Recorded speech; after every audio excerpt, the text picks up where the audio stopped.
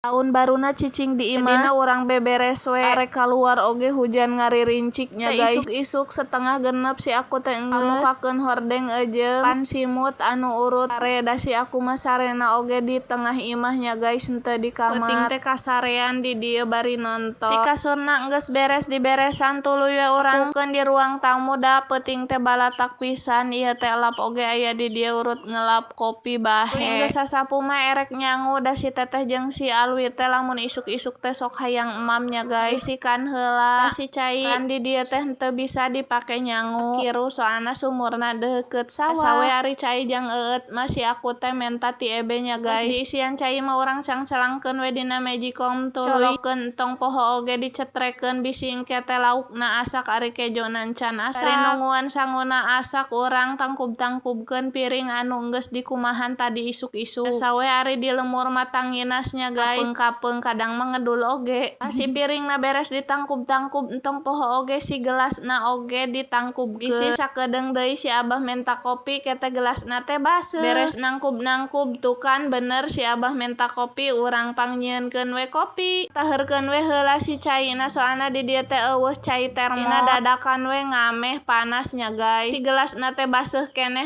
bae tuh urang asupan si kopina. Hujan gerimis kieu mah ngeunaheun ngopi pisan nya guys. Tekungsi lila si caina teh geus ngagolak urang kucurkeun we kana gelasna entong poho diaduk-aduk. Kitu mah sok we bikeun ka si abah cenah ngopi. Sekian dulu video hari ini dari saya. See you next vlog. Bye bye. Assalamualaikum.